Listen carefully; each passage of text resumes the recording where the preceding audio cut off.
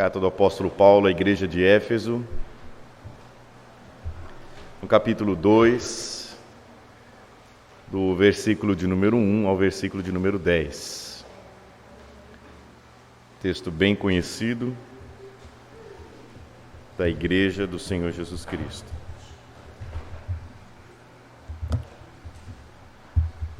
Efésios capítulo 2, os versículos de número 1 ao versículo de número 10.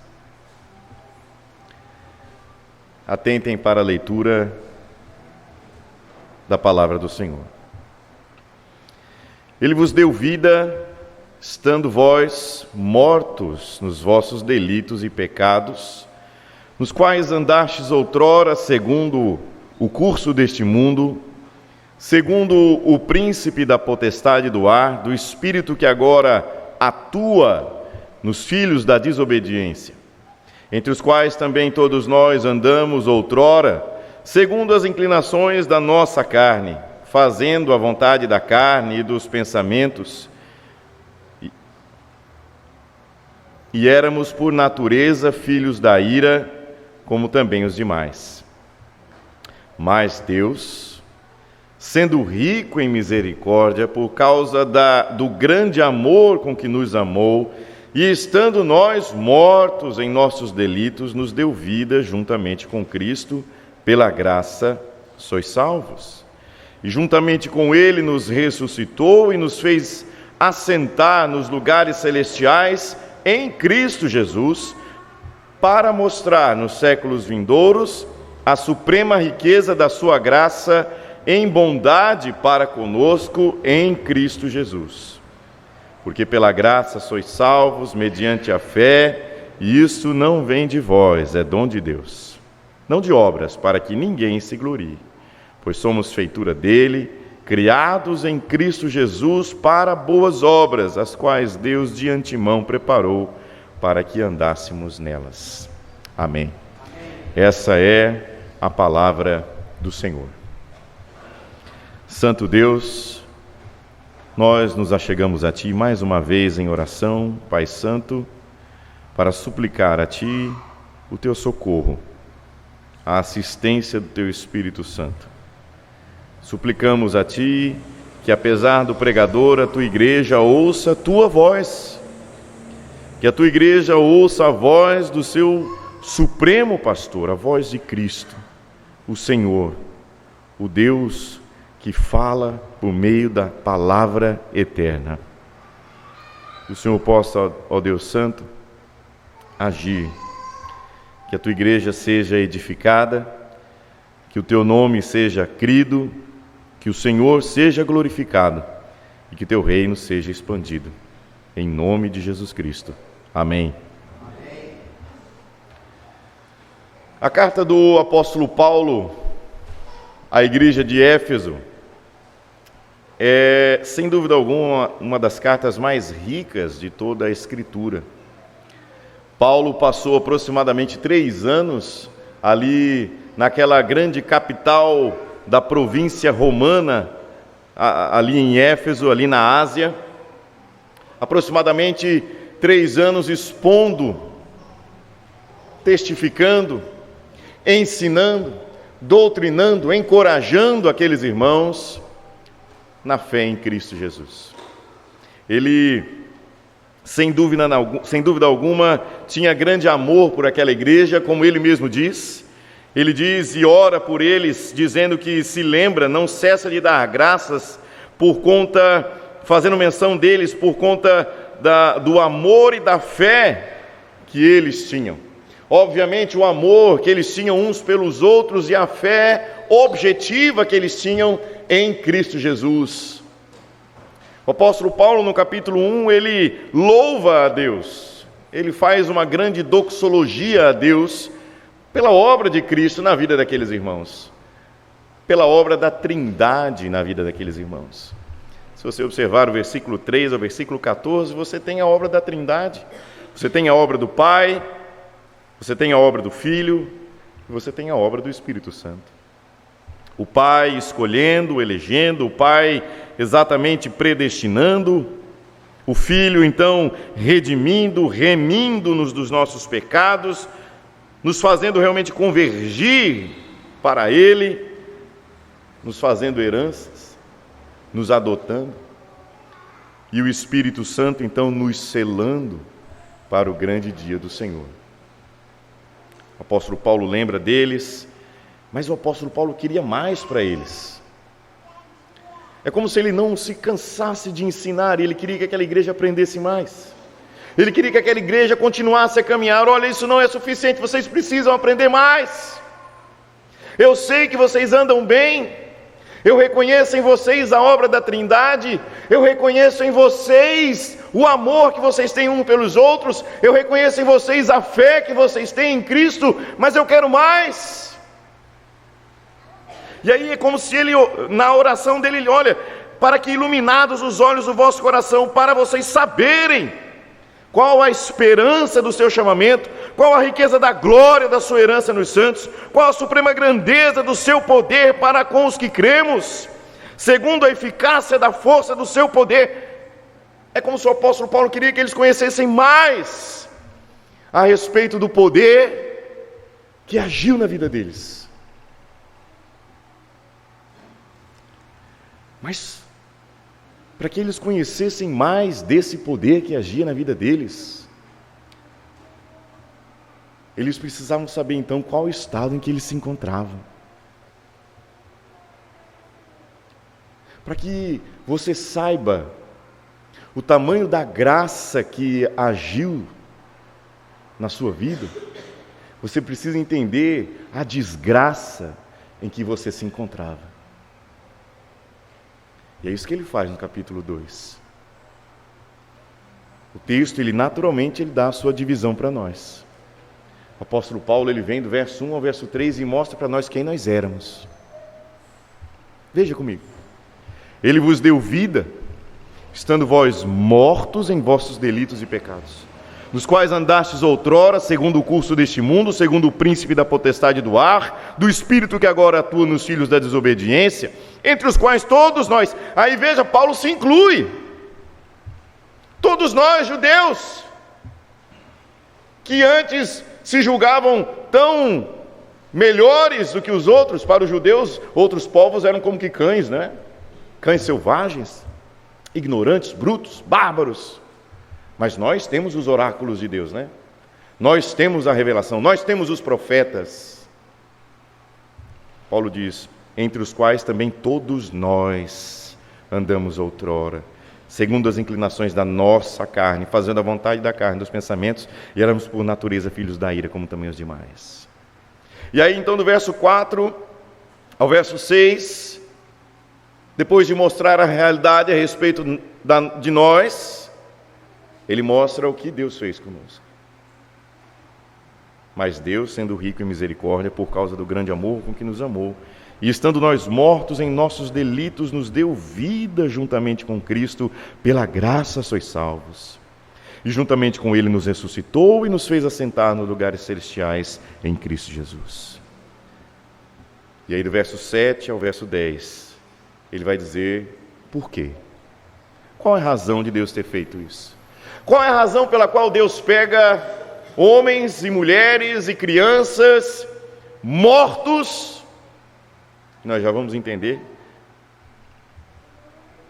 essa qualidade de mortos espirituais. Por que Deus pega pessoas assim? E faz isso que Ele fez, do verso 4 ao verso 6. Vamos entrar então no texto e vamos aprender mais do Senhor.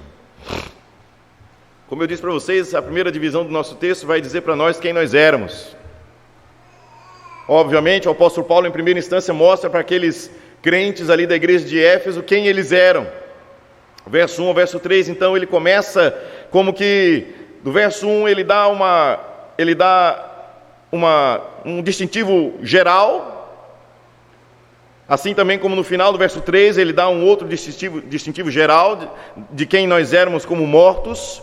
Ele diz que estávamos mortos em nossos delitos e pecados, e lá no final, éramos por natureza filhos da ira, como também os demais. Mas entre esses dois distintivos gerais, ele começa a descrever algo.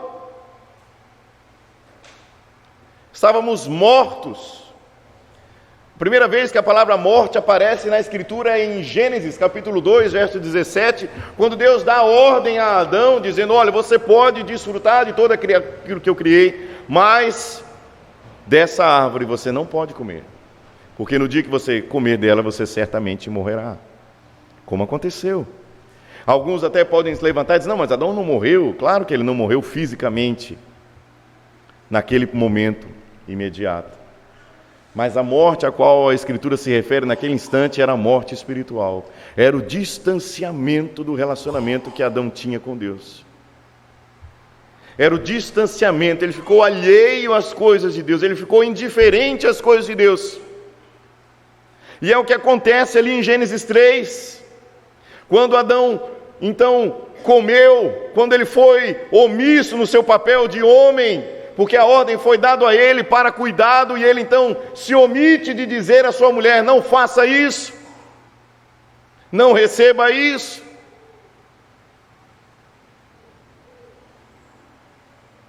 Naquele momento em que ele come, a concepção, a ideia, o entendimento que Adão tinha do próprio Deus é diminuído ali. O pecado faz isso. O pecado faz com que nós pensemos em Deus não como Deus, mas o pecado faz que nós pensemos em Deus como se Deus fosse igual a nós. E aí Adão tenta se esconder. Ele mesmo tenta fazer algo que cubra as suas vergonhas. Não é isso que nós fazemos? Nós sempre tentamos em nós mesmos achar algo que cubra a nossa falha.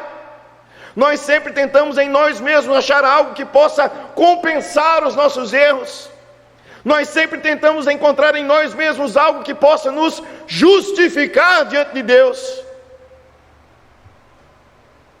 E Adão então tenta, por causa do pecado, com aquelas folhas, cobrir as suas vergonhas.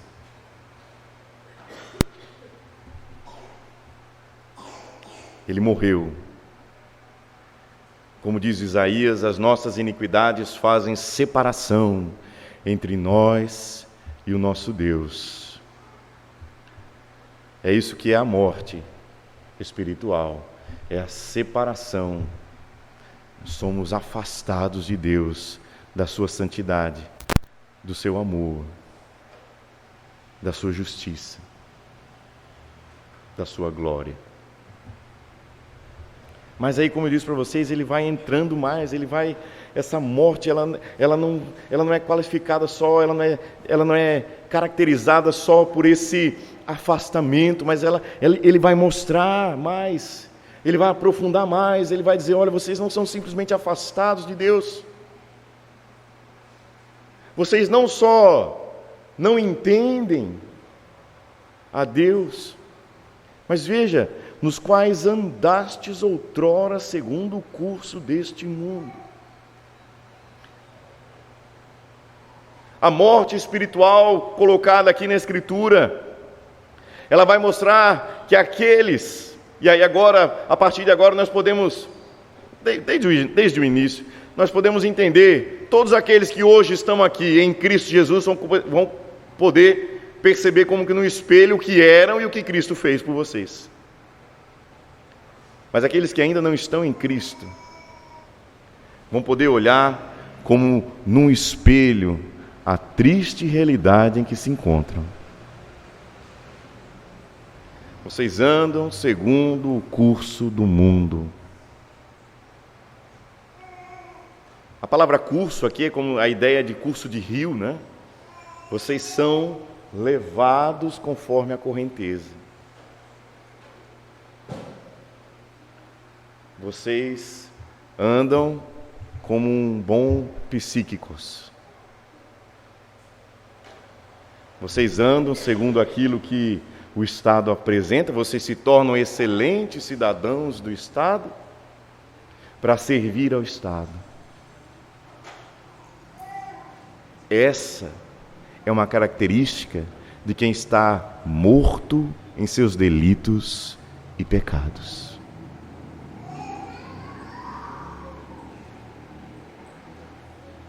vocês começam a abraçar o pensamento do mundo? Vocês começam a achar que o pensamento do mundo faz sentido, as ideias fazem sentido, a sua filosofia faz sentido, o planejamento faz sentido, é realmente o melhor para os nossos filhos? Faz sentido.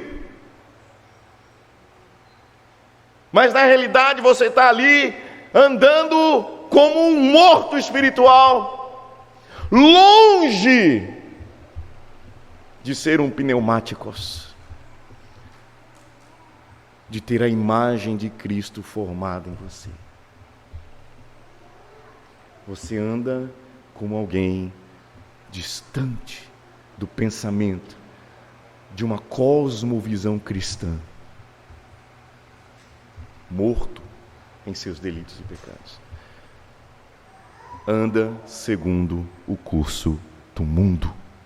Mas não só isso, ele diz, segundo o príncipe da potestade do ar, do espírito que agora atua nos filhos da desobediência. Esse homem morto espiritualmente, ele não é um homem apenas que anda segundo o curso do mundo, mas olha, ele é um homem que é movido, ele anda segundo o próprio Satanás, segundo o diabo.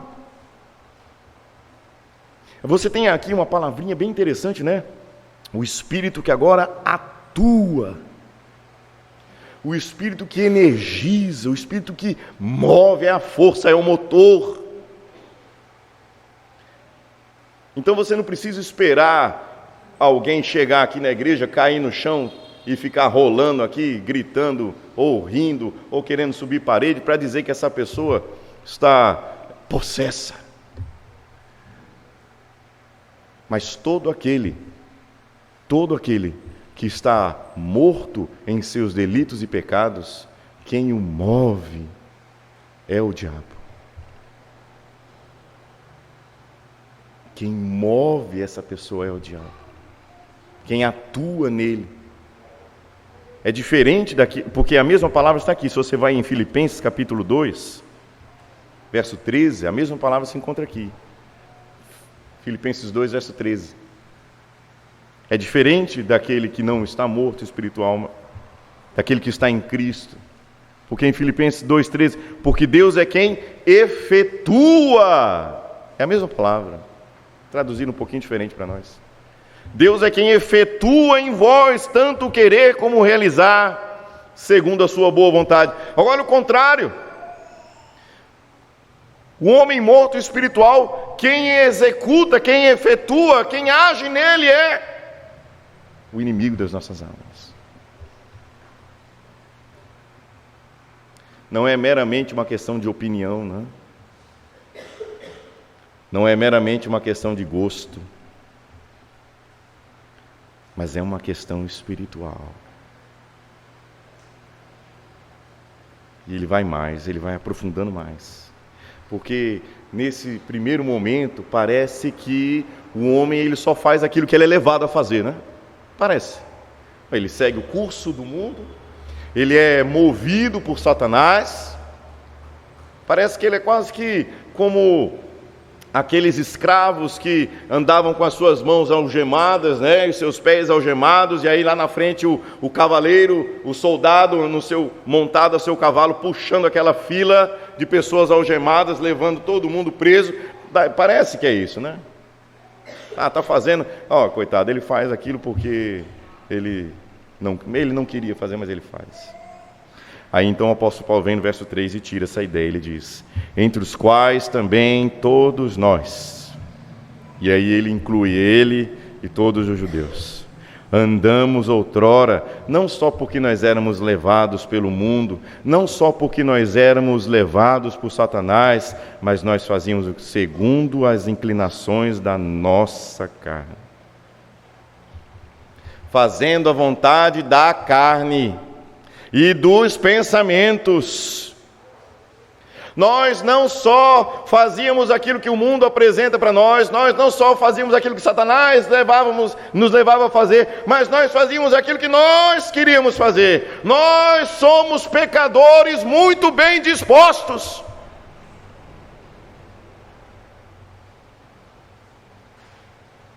Muito bem dispostos. Então, quando um homem ele abraça uma filosofia do mundo e ele diz: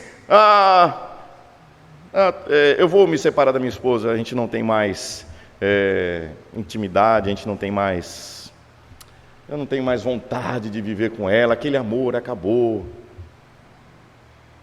Isso não é porque o inimigo está querendo destruir o seu casamento, o mundo influenciou as decisões dele, mas é porque ele quer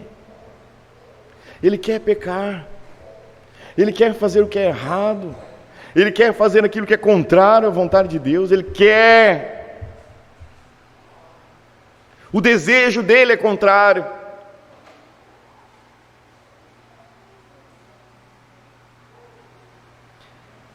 E aí a segunda característica geral, né? Ele cerca duas características gerais e ele coloca no meio três. Você anda segundo o mundo, você anda segundo Satanás, você anda segundo a sua própria vontade carnal. E ele diz: por natureza, filhos da ira, como também os demais. Essa é a realidade do homem. Por natureza. Todo pequenininho que nasce, todo pequenininho que está lá no ventre da mãe, essa é a realidade dele. Ele nasce morto em seus delitos e pecados. Ele nasce com todas as ferramentas para fazer e seguir o mundo, para fazer o que Satanás quer e para fazer aquilo que seu próprio coração inclina ele para fazer. Ele é por natureza filho da ira. O que é algo natural? É natural que uma muriçoca pouse na sua pele e sugue seu sangue. É natural, né? É isso que ela faz. Agora, o que seria sobrenatural? É a muriçoca pousar no seu prato e começar a comer o seu feijão e o seu arroz. Isso aí seria sobrenatural. Porque ela não nasceu para isso. Porque ela não foi criada para isso. Ela não tem aptidão, ela não tem ferramenta nenhuma para isso. O homem natural, ele tem todas as ferramentas, ele nasceu, ele tem todo o arcabouço ali daquilo que é necessário para viver em pecado. Por quê? Porque ele está morto. Porque Paulo fala lá em Romanos capítulo 5, assim como por um só homem entrou o pecado no mundo, e pelo pecado a morte, assim a morte passou a todos os homens, porque todos pecaram. Naturalmente ele é assim, naturalmente ele nasce assim. Essa é a realidade, ele não tem força para sair. Existe um complô contra o homem. Existe um complô que se levanta contra ele e que ele não tem condição de sair dessa condição natural em que ele se encontra. Existem forças que se levantam contra ele, forças que estão nele, que estão em cada um de nós. Que nós sabemos muito bem, quando nós fechamos a porta do nosso quarto, para que ninguém nos veja fazer aquilo que nós não queremos que ninguém veja fazer. Tem alguma semelhança com Adão? Tem, toda. Quando nós nos trancamos, para que o velho homem, aquela nossa natureza, muitas vezes aflore e apareça com toda a força que ela tem. Se você não está em Cristo, esse é o seu estado. Se você não está em Cristo, essa é a sua realidade. E você jamais vai poder sair desse estado sozinho. Por mais que você tente ser uma pessoa moralmente correta, por mais que você tente ser um bom cidadão, por mais que você tente fazer por merecer, você nunca vai sair desse estado. Porque isso faz parte da sua natureza, isso está em você. Por isso que era necessário fazer aquilo que o verso 4 e o verso 6 vai mostrar. Mas Deus. Uma adversativa, né? Começa aí, né? Mas. E se eu fosse você, eu grifava isso aí na sua Bíblia. Eu grifava isso aí no seu coração. Eu gravava isso na sua mente. Porque esse mais vai dizer exatamente que aquilo que você nunca conseguiria fazer, Deus fez. Mas Deus. Ao contrário de você.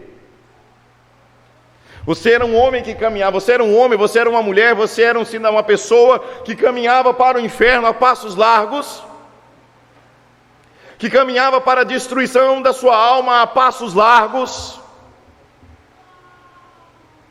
como que correndo para isso.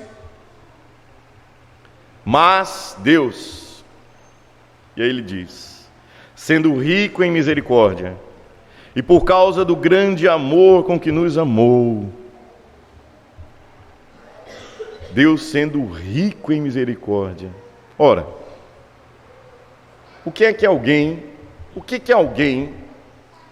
vamos falar de justiça, o que é alguém, um transgressor da lei, um desobediente, um carnal, alguém completamente perdido em seus desejos e vontades, alguém movido pelo próprio Satanás, alguém que abraça toda a filosofia do mundo. O que é que alguém como esse merece diante de Deus?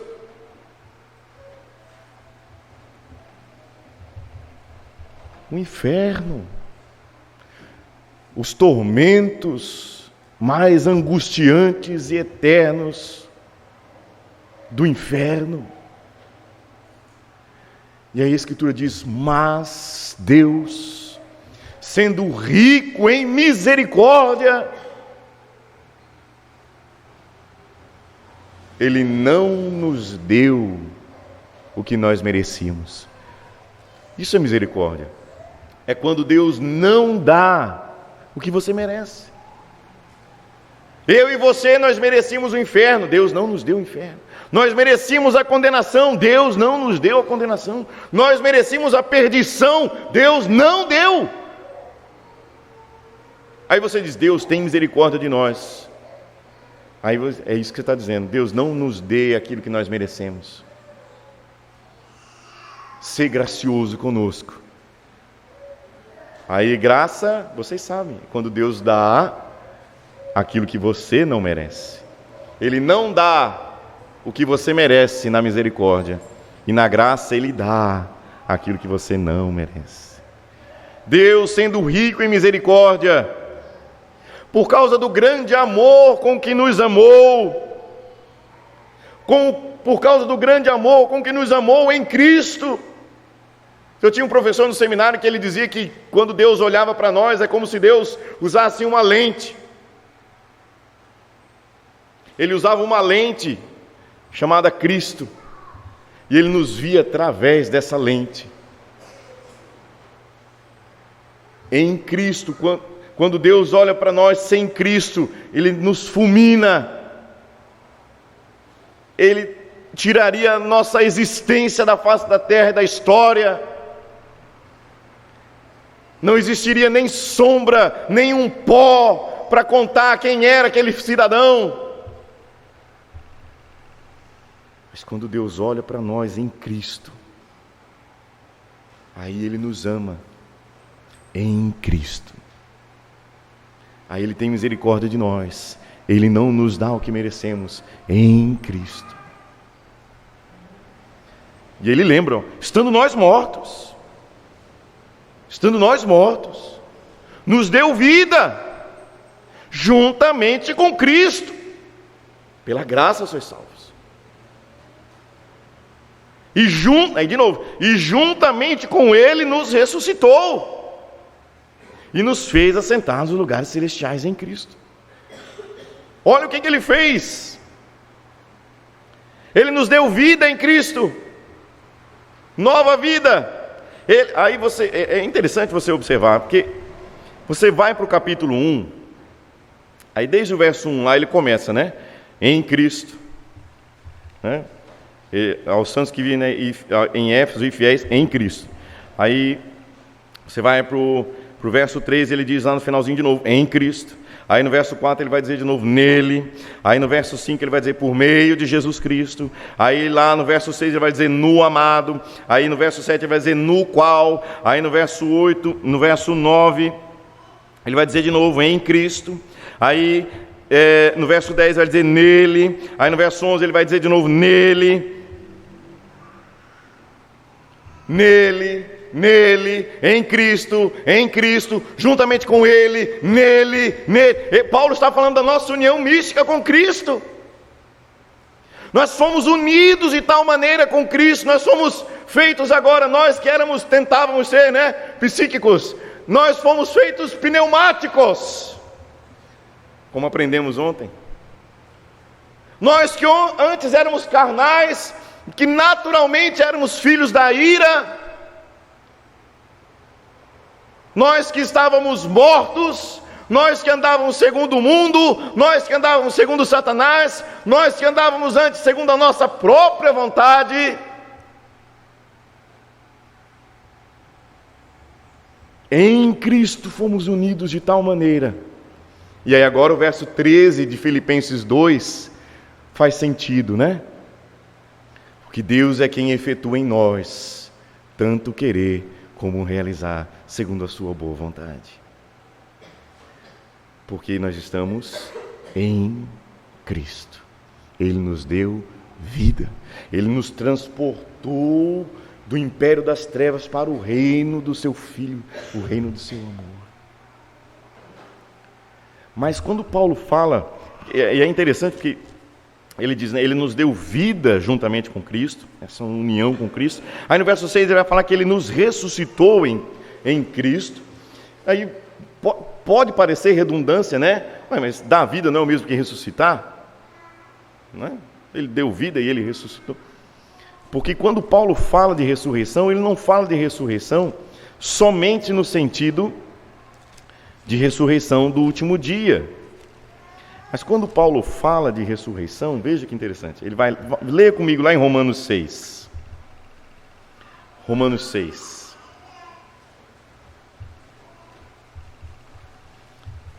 Romanos 6, a partir do versículo 1, olha só. Que diremos, pois? Permaneceremos no pecado para que seja a graça mais abundante? E aí Paulo enfaticamente, né? De modo nenhum. Como viveremos ainda no pecado, nós, os que para ele morremos? Não faz sentido, né? Ou porventura ignorais que todos nós que fomos batizados, veja lá de novo, ó, em Cristo. É como se ele batizados para dentro de Cristo. Ou porventura ignorais que todos nós que fomos batizados em Cristo Jesus, fomos batizados na sua morte? Fomos, pois, sepultados com ele na morte, pelo batismo, para que como Cristo foi ressuscitado dentre os mortos pela glória do Pai, aí olha como ele diz, assim também andemos nós em novidade de vida. Ou seja, estar unido a Cristo, estar em Cristo, ser batizado em Cristo, fazer parte agora da comunidade do pacto, fazer parte agora do corpo de Cristo. Eu vivo agora em novidade de vida. O que é viver em novidade de vida? Viver vida de santidade. Eu agora já não faço o que as inclinações da minha carne querem. Eu agora já não faço o que a vontade da carne quer. Eu agora vou levar os meus pensamentos, a minha vontade, os meus desejos cativos à vontade de Cristo. submissos a Ele. Porque agora já não vivo eu, mas Cristo vive em mim. E aí eu vou agora, aquilo que me caracterizava como morto, eu fui vivificado. E agora eu vou mortificar a minha carne, os meus desejos, as minhas inclinações e as minhas vontades. E juntamente com Ele de novo, nos fez assentar nos lugares celestiais em Cristo Jesus. Ele não só me deu nova vida, Ele não só me ressuscitou, me fez andar em novidade de vida, Ele não só me fez parte do seu corpo, Ele não só me inseriu na sua família, mas Ele já me colocou na glória. Já, mas ainda não. Agora faz sentido você ler aquele texto de Hebreus quando fala que diante do trono da graça podemos clamar por socorro e seremos atendidos em ocasião oportuna. Porque nós, quando estamos em Cristo, estamos diante do trono da graça de Deus. Aquilo que Cristo fez. Tem ideia do que é isso, irmãos? Será que nós já paramos para pensar nisso? Que o que Cristo fez, nascido de mulher, nascido sob a lei, carregando sobre si o peso de todos os nossos pecados, de todos os pecados de todos os eleitos, do passado, do presente e do futuro, todos os pecados, carregando sobre si, encravando lá naquela cruz,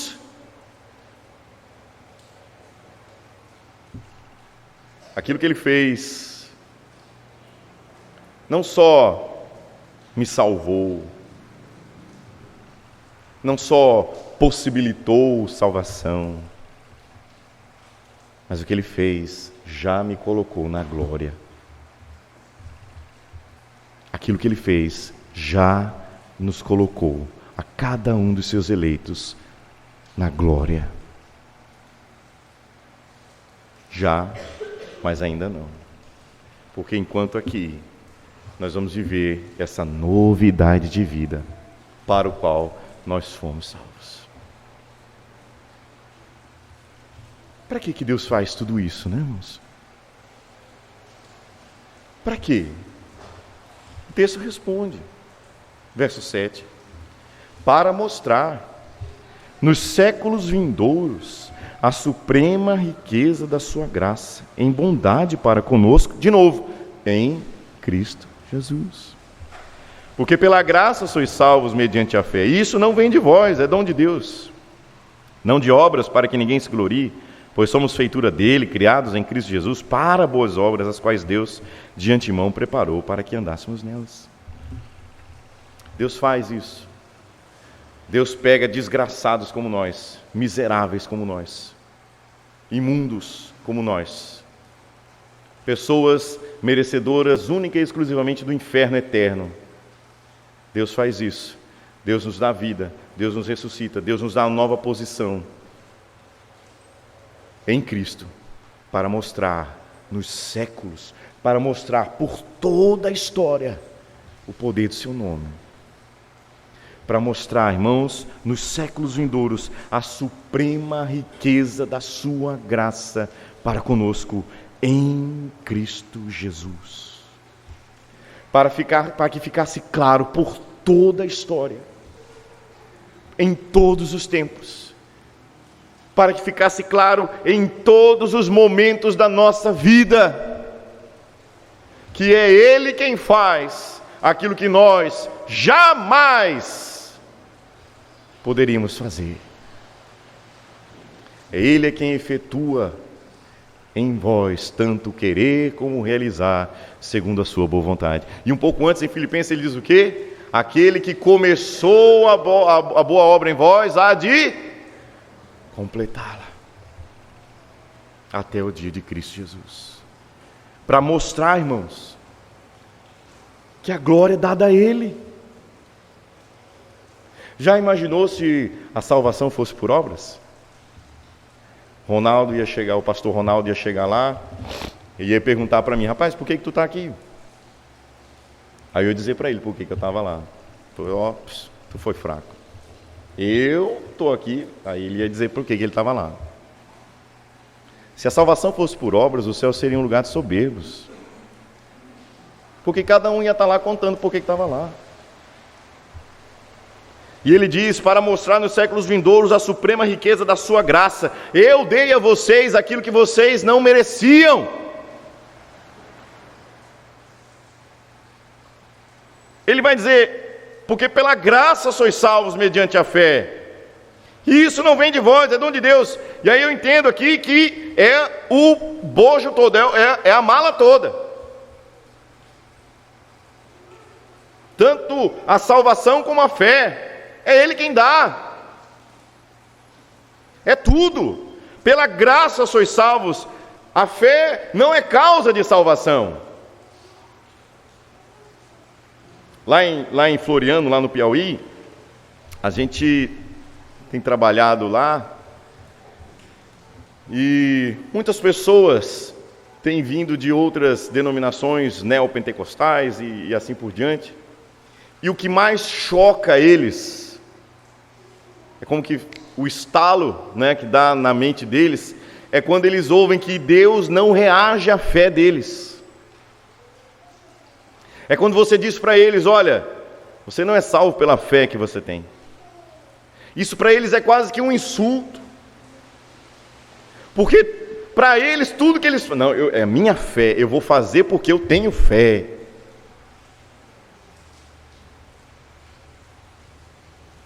Porque pela graça sois salvos, não por causa da fé, mas mediante a fé. E aí ele vai e faz questão de dizer: e isso não vem de vós, é dom de Deus. Não de obras. Ora, se a fé fosse causa de salvação, seria uma obra. Não de obras, para que ninguém se glorie, pois somos feitura dele, criados em Cristo Jesus, para boas obras, as quais Deus de antemão preparou para que andássemos nelas. Essa nova vida que agora nós temos em Cristo, Deus preparou para que andássemos nelas. Quem eu era, o que Deus fez por mim, por que Ele fez. Quem você é?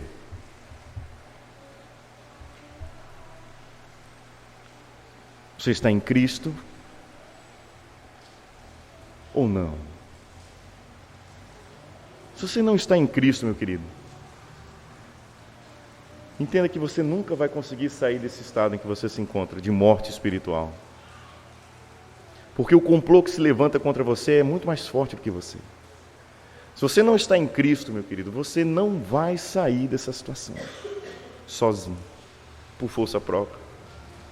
Por mais organizado que você seja, por mais moralmente correto que você seja, por mais exemplar que você seja como cidadão, você nunca vai sair do estado que você se encontra. Você pode ser um excelente marido, um excelente pai, um excelente cidadão.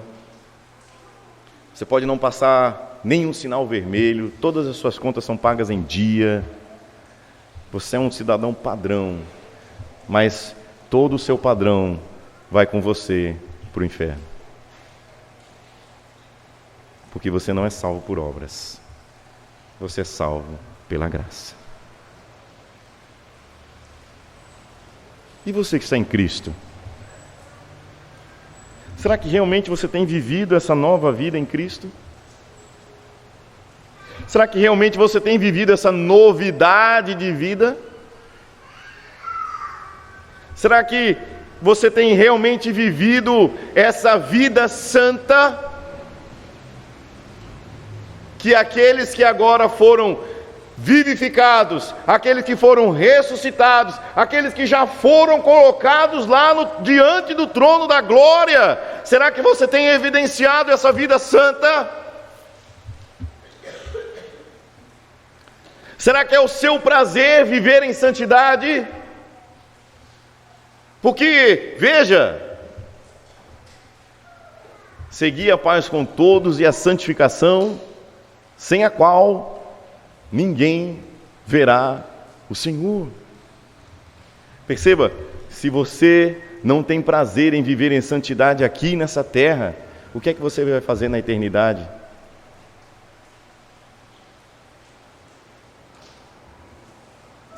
O que é que você vai fazer lá nos céus?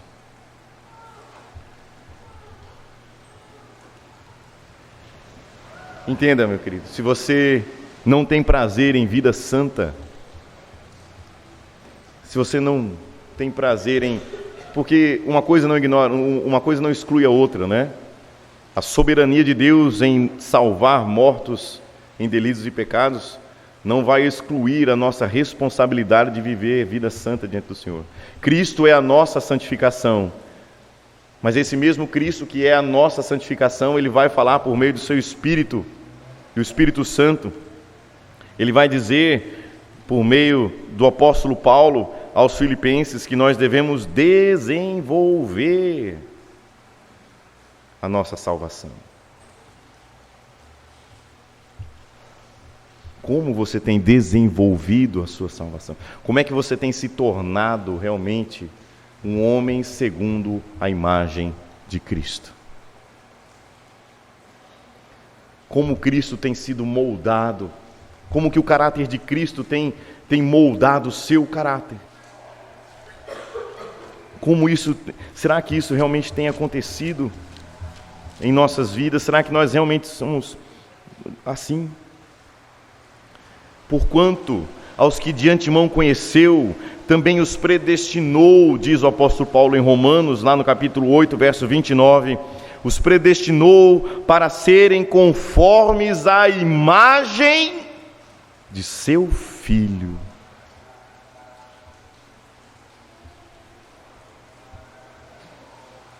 Nós temos buscado ser a imagem de Cristo.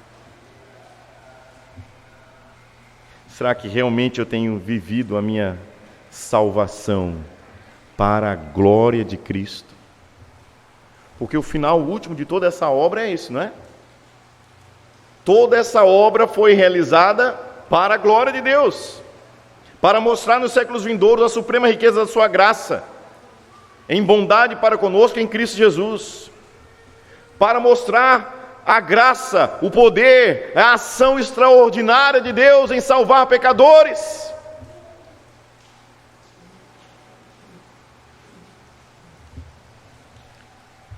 O meu primo, ele era policial militar em São Paulo. Ele era do Rony, né? É Rony ou Rota, lá em São Paulo. Eles, por alguma razão que a gente não sabe, a gente desconhece, infelizmente eu não tive tanto contato com ele quanto eu gostaria de ter. Ele, um dia à tarde, ele saiu do quartel, foi para casa, e chegando em casa, ele entrou no quarto dele, ligou o som bem alto, pegou a .40, botou no peito e puxou. Ela entra pequeno, mas o buraco que sai é do tamanho de uma laranja, mais ou menos. O som alto, ninguém ouviu. A minha tia chegou em casa com um telefonema da namorada dele, perguntando onde é que ele estava, que estava preocupada com ele, que a ligação dele foi estranha e tal. A minha tia tentou entrar no quarto, não conseguiu entrar no quarto, porque a porta estava trancada. E aí, enfim, meu tio foi chamado, arrombou a porta e viu aquela cena toda horrível, né? E aí a minha mãe eles ligaram para minha mãe e falaram, minha mãe chama Matilde, né? Mas o meu tio chama ela de Mar, eles são Mar. Aí avisou e minha mãe foi para lá. E aí quando chegou lá, meu tio falava para minha mãe, né? Mar, chama ele, Mar. Chama ele, que se você chamar ele, ele ouve e ele vem. Por favor, Mar, chama ele. Pede para ele sair dali. Essa é a realidade dos púlpitos. Quando nós gritamos dos púlpitos para os pecadores saírem da sua morte espiritual, mas eles não ouvem, eles não saem. Na Escritura, houve um caso de um homem morto há 3 dias. E mandaram chamar Jesus. E quando Jesus chegou, ele disse: Lázaro, sai para fora. E aquele homem se levantou e saiu. A única possibilidade de um homem morto em seus delitos e pecados sair do estado em que ele se encontra é se Cristo Jesus o chamar.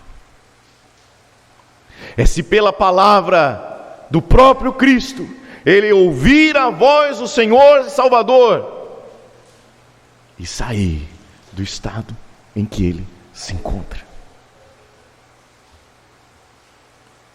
Se você já saiu desse estado, se você já está em Cristo, glorifique a Deus, viva a vida santa, viva a vida que glorifique o seu Salvador, que o amor de Cristo possa constranger você a dizer não para o seu pecado, a dizer não para a sua velha natureza, o velho homem que dentro de você arranha as paredes lá dentro querendo se levantar. E você diga não, mortifique, suplique a Cristo o seu favor e a sua graça e viva para a glória daquele que fez por você aquilo que você jamais poderia ter feito por si só. Aquele que salvou a sua alma da condenação eterna.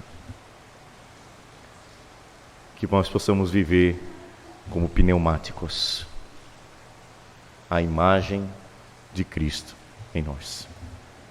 Amém.